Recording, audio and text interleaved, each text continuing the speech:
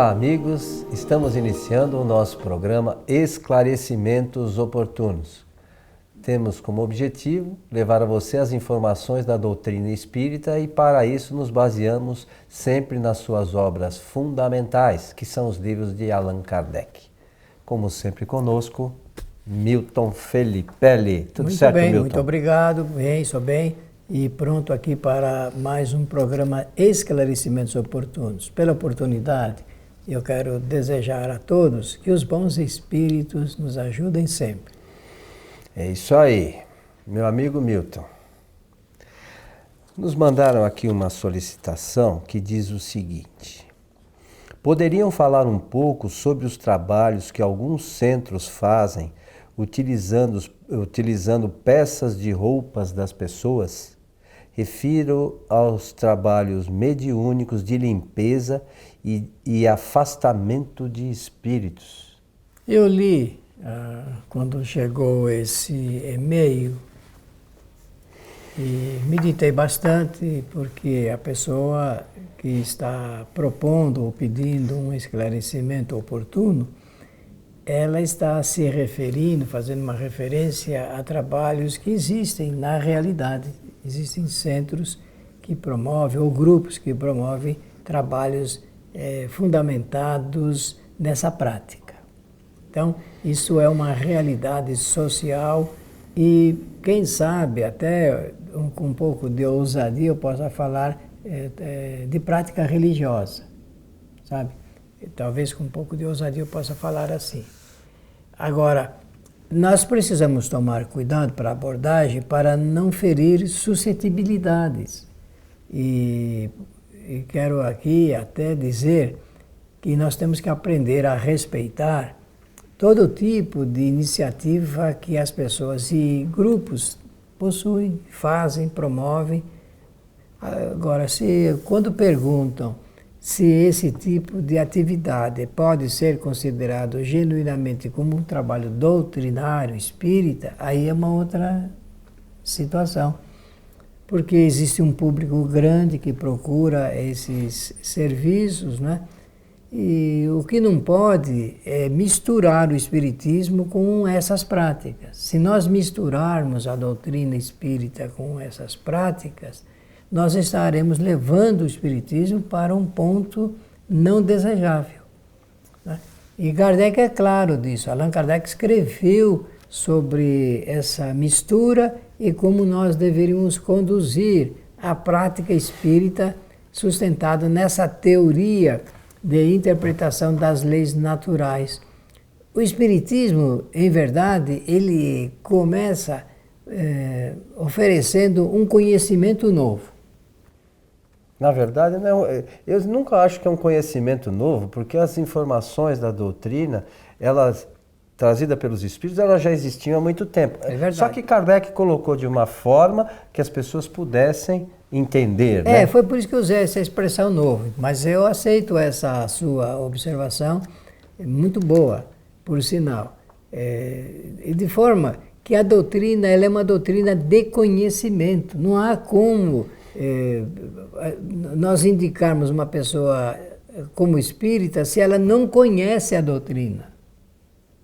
Não tem jeito, eu não consigo entender como é que um espírita se diz espírita sem conhecimento da doutrina. A doutrina, o conhecimento da doutrina é que mostra que realmente a pessoa ela está imbuída desse propósito de renovação geral da nossa sociedade a partir dessas indicações mais, entendemos nós, mais saudáveis do ponto de vista cultural, que é o conhecimento sobre imortalidade, evolução, reencarnação, livre-arbítrio, causa e efeito. Nós sempre repetimos isso. Por que será que a gente repete, hein? Pois é. A gente repete para poder fixar melhor e cada vez mais, entendendo que são leis que promovem a oportunidade do espírito realizar conhecimento, adquirir conhecimentos novos. Então, esses trabalhos devem ser respeitados, porque são práticas que as pessoas fazem boamente, com uma intenção de ajudar. Porque como é que fala no final aí? trabalhos mediúnicos de limpeza. Limpeza e afastamento de espíritos. É claro que a pessoa, olhem meus irmãos, é claro que as pessoas não fazem isto pensando na limpeza da roupa, não é isto. É que o que ela considera? Que elas estão, as peças estão, ou móveis, tem muita gente que faz com outros objetos, que estão impregnados de fluidos, e que esses fluidos estão relacionados com a vida daquelas pessoas que usam essas roupas ou esses objetos. Não funciona bem assim como elas imaginam. Não é assim, porque fluido, a impregnação de fluido está na razão direta do pensamento do usuário. Se o usuário não estiver mais pensando no objeto, aquele objeto não tem absolutamente nada de relação com quem usou. Isso nós temos que ter firmeza para imaginar as coisas assim. Allan Kardec, no livro dos Médiuns, ele vai falar de um tipo de trabalho ligado com uma agência, a agência psíquica, de quem consegue, através de um objeto, localizar o seu portador anterior. Né?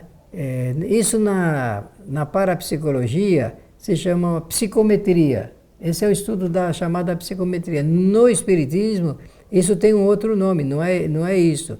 Então, se a pessoa se leva como ponto de referência para ser localizado o portador, para que ele seja beneficiado, muitas das vezes, Antônio Coelho Filho, eu vi senhoras chorando com esse pensamento de se localizar no objeto, querendo um trabalho espiritual para que o seu filho deixe o campo das drogas, da bebida, e também da delinquência, da marginalidade.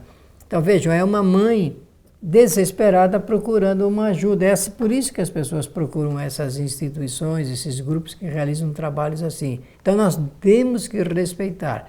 Agora, não podemos misturar essa prática com a prática espírita que não usa desse recurso.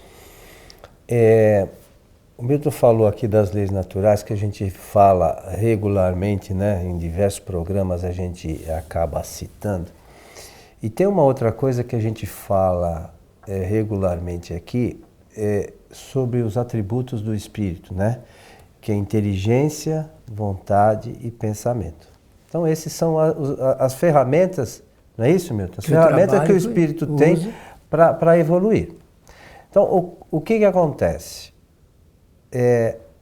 Conforme nós pensamos, nós já falamos isso aqui também, nós atraímos espíritos. Então a doutrina espírita, como o Milton também citou, é que a gente precisa estudar para saber como realmente as coisas funcionam, né, nessa relação com o mundo espiritual. E isso a gente só encontra nas obras fundamentais. Não adianta a gente procurar livro de autoajuda e romance que a gente não vai encontrar isso. Então é preciso que a gente tenha consciência e estudar no lugar certo, né? Então vamos lá. Nós pensamos, conforme a gente pensa, a gente atrai espíritos. Nós já falamos aqui isso diversas vezes. Então vamos imaginar. Aí aquela mãe, toda preocupada com o filho, ela vai pegar a roupa do filho, vai levar nessa instituição para lá, para receber fluidos.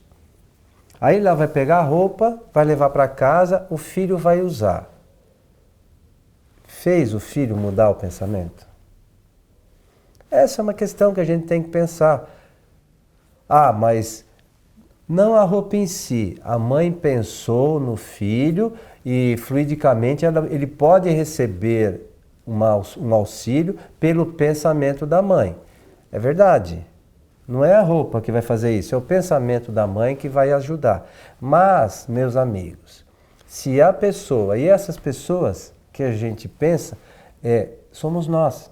Né? É o nosso filho, mas a nossa mãe pensa na gente. A sua esposa ou a minha esposa pensa em mim. Essas outras pessoas somos nós mesmos. Nós mudamos a nossa forma de pensar.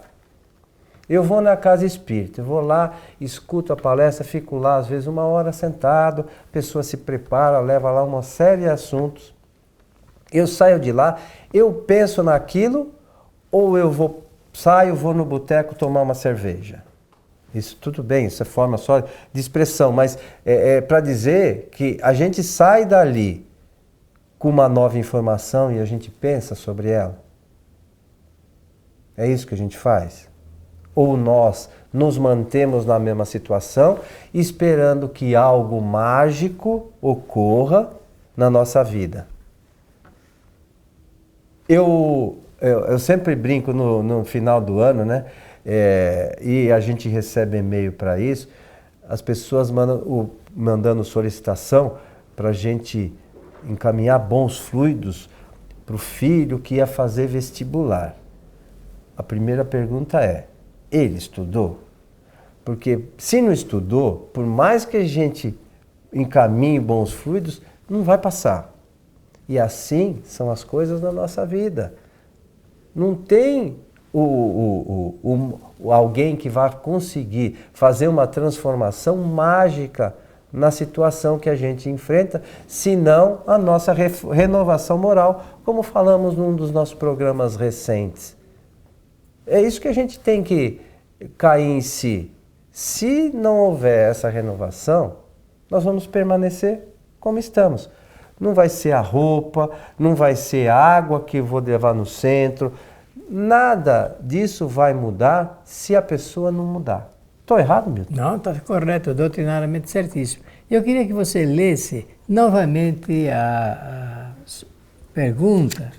Poderiam falar um pouco sobre os trabalhos que alguns centros fazem utilizando peças de roupas das pessoas? Refiro-me aos trabalhos mediúnicos de limpeza e afastamento de espíritos. Muito bem, nós chegamos até o assunto ligado com a limpeza. Então agora, peço a você licença para fazer o comentário para esse assunto ligado com afastamento de espíritos. Eu falei um pouquinho só, mas superficialmente. Mas eu penso que foi muito interessante, como você falou, da ligação nossa com os espíritos. Que tudo está realmente na razão direta de como nós pensamos. O tema do nosso pensamento é o que atrai, é a peça de atração dos espíritos. Os espíritos são atraídos pela qualidade dos nossos pensamentos, pelo motivação, aquilo que nós pensamos. Então, citando, seriam canais de ligação e cada canal seria esse objeto da preocupação do nosso pensamento. Nesse assunto ligado com o afastamento, eu entendo, a pessoa está procurando afastar os maus espíritos, aqueles espíritos que os incomodam, que trazem desassossego, que realmente não estão levando tranquilidade, serenidade e paz para os lugares onde as pessoas moram ou trabalham ou vivem, de forma que nós só podemos afastar os espíritos mudando a maneira como nós pensamos. É a maneira como nós pensamos. Quem pensa em coisas boas atrai somente espíritos bons, mas quem pensa em coisas más atrai maus espíritos. Espíritos ligados a essa qualidade de pensamento. Nós temos que insistir nisso, amigos, porque esta é a única chave pela qual nós podemos fazer a mudança das nossas ligações espirituais. É o que nós estamos pensando nesse momento, nesse instante, ou em outro momento. Então, temos que saber que as nossas companhias espirituais estão nessa razão direta da maneira como nós pensamos e nos objetos que nós criamos com o nosso pensamento. Da mesma forma que essa questão aqui relacionada com as roupas e pensando no que você falou agora, nós ouvimos das formas mais variadas se falar, né? Inclusive espíritas, em cura e libertação, né? Existe outro meio. A gente tem que pensar, usa a razão. Por favor, você que nos ouve, pensa um pouquinho nessa coisa da cura e da libertação. Existe outro meio de a gente fazer cura e libertação, se não da forma que o Milton acabou de falar? Como é que alguém vai fazer a suposta libertação nossa do assédio do espírito se nós não mudarmos o nosso pensamento? Como é que nós queremos a cura de qualquer coisa que seja sem a gente se transformar moralmente? Nós queremos isso mesmo ou nós estamos esperando uma mágica? Isso tem a ver com qualidades, com virtudes. E não dá para a gente emprestar, doar ou fazer a criação de uma virtude ou de qualidade para uma outra pessoa, a não ser para nós mesmos. Então o detalhe é assim, uma pessoa boa, vamos criar aqui alguns itens ligados com esse assunto do bem, porque aí já facilitaria. Jesus demonstrou isso, os filósofos na antiga Grécia também fizeram estudos, apresentaram as conclusões dos seus pensamentos a respeito, virtudes e qualidades. Vamos então citar 4 para ajudar a entender como é que funciona essa mecânica que o Coelho acabou de apresentar.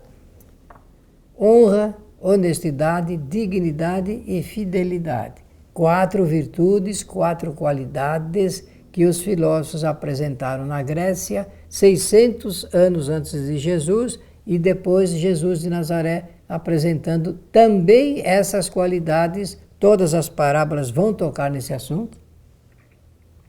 38 parábolas destinadas pedagogicamente a ensinar esse assunto ligado com a honra, honestidade, fidelidade e dignidade. Olha, estamos falando de pensamentos e mudanças. O Coelho usa a expressão transformação moral. Ou renovação, pode ser também? Não, a transformação está excelente. Olha, porque para transformar é preciso do transformador. Não é assim? Transformador de energia é um exemplo que eu dou para ficar mais fácil a gente compreender. Então nós temos que ter o elemento transformador. O pensamento, ele é regido exatamente por essas qualidades. Queremos um homem bom, honesto, não é isso? Honrado, digno e fiel. Nós precisamos de mais? Quem é que é mal assistido por espíritos tendo essas qualidades, gente? Não dá, né? Eles não têm acesso, né? Não é meio honrado, meio honesto, meio digno, meio fiel. Não, estamos usando aqui na expressão das virtudes ensinadas por Jesus e pelos filósofos. Allan Kardec, ele vai em 1864 apanhar esses ensinamentos morais e traduzir isto didaticamente, porque era um professor, em lições, e apresenta um livrinho que é simples, as pessoas, é tão simples que tem gente que nem acredita que dá certo viver dentro daqueles princípios estabelecidos. E funciona. Funciona porque melhora a qualidade da vida, melhorando a qualidade do pensamento. Não pensando coisa ruim, o espírito atrai espíritos bons. Mas a nossa humanidade, conforme nós falamos no programa anterior, ela está muito voltada exclusivamente para as coisas do mundo material. E eu usei a expressão exclusivamente para o mundo material.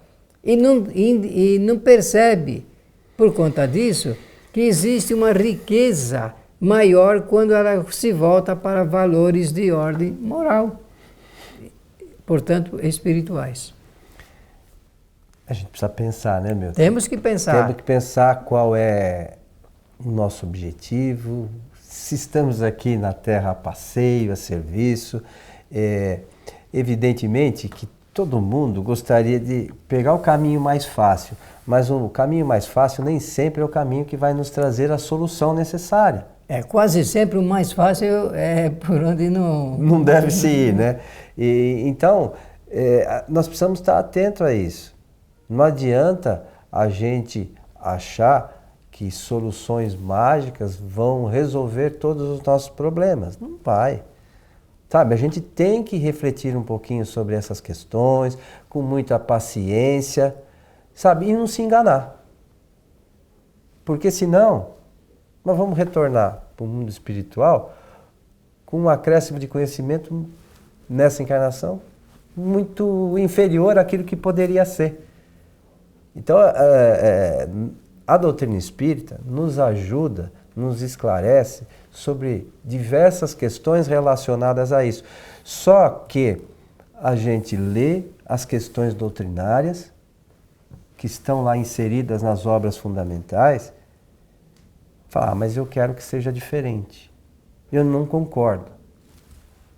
É lícito, né? E é lícito de direito pensar. Ninguém precisa concordar com tudo que está ali. Só não pode reclamar depois. Porque quando chegar no mundo espiritual, e é isso, o Milton tem uma larga experiência sobre essas questões, muitos aí que nos ouvem podem ter também. Pergunta para os espíritos, qual é o sentimento deles quando eles retornaram para a erraticidade e viram que, na verdade, eles perderam tempo. Qual é a sensação desses espíritos? Né? É uma decepção com o nosso caminhar mesmo. É isso que nós queremos para nós? Estamos chegando ao final, meu amigo Milton. Só agradecer a atenção de todos e desejar-lhes que os bons espíritos nos ajudem sempre. Os bons espíritos estão sempre à nossa disposição. No programa anterior também falamos sobre isso, né? E a gente precisa estar atento a esse auxílio que vem com frequência, mas é preciso que estejamos sintonizados com eles, para que esses ensinamentos, essas intuições possam nos auxiliar no direcionamento da nossa caminhada. A todos o nosso abraço e esperamos você no nosso próximo programa. Até lá!